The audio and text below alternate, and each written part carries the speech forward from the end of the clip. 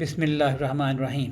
Canada کے وفاقی انتخابات میں 343 کے ایوان میں سے 315 نشستوں کے نتائج موصول ہو چکے ہیں، جن میں سے 155 سیٹیں جیت کر برسر اقتدار لبرل پارٹی نے کامیابی حاصل کر لی ہے اور مزید 13 نشستوں پر ان کے امیدواروں کو واضح برتری حاصل ہے، جن کی کامیابی سے کینیڈین پارلیمان میں لبرل کی تعداد 168 تک پہنچ جائے گی، جو اکثریت حاصل کرنے کے لیے درکار 172 کے جادوئی ہندسے سے صرف 4 نشستیں کم ہے۔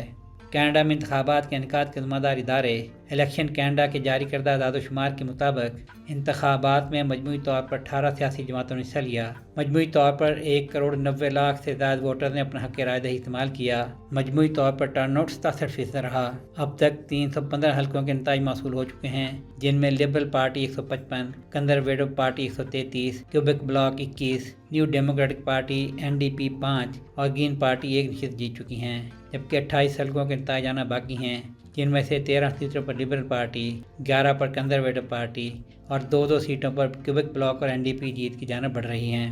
ملک کی 6 بڑی سیاسی جماعتوں کے قائدین میں سے لبرل پارٹی کے وزیر اعظم مارک کارنے، کیوبیک بلاک کے یاز فرانکوئز بلانک اور گرین پارٹی کی لیڈر الزبتھ مے نے اپنی سیٹیں جیت لی ہیں، جبکہ اپوزیشن جماعت کنزرویٹو پارٹی کے سربراہ پیرے پیلیورے، NDP کے جگمیت سنگھ اور گرین پارٹی کے شیک لیڈر جوناتھن پینڈولنٹ ہار گئے ہیں۔ تجزیہ نگار لبرل کی کامیابی کا سہرا ان سے زیادہ امریکی صدر ڈونلڈ ٹرمپ کے سر سے جا رہے ہیں، کیونکہ آج سے 8 ہفتے پہلے تک لبرل شکست کی طرف بڑھ رہے تھے، تب محصولات کی جنگ چھیڑتے ہوئے امریکی صدر نے کینیڈا کی معیشت پر حملہ کر دیا اور اس کی خود مختاری کو خطرے میں ڈالنا شروع کر دیا۔ ٹرمپ کے اقدامات نے کینیڈا کے شہریوں کو مشتعل کیا اور قوم پرستی میں اضافہ ہوا، جس نے لبرل کو انتخابی بیانیہ کو پلٹانے اور اقتدار میں چوتھی بار براہ راست جیتنے میں مدد کی ہے۔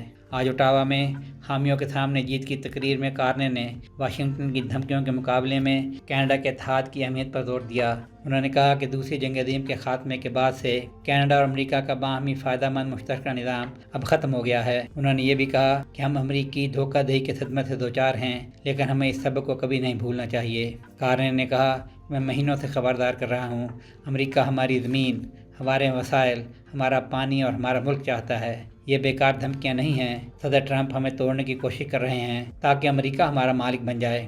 ایسا کبھی نہیں ہوگا، لیکن ہمیں اس حقیقت کو بھی تسلیم کرنا چاہیے کہ ہماری دنیا بنیادی طور پر بدل چکی ہے۔ سہیل شہریار، آئی پاک TV۔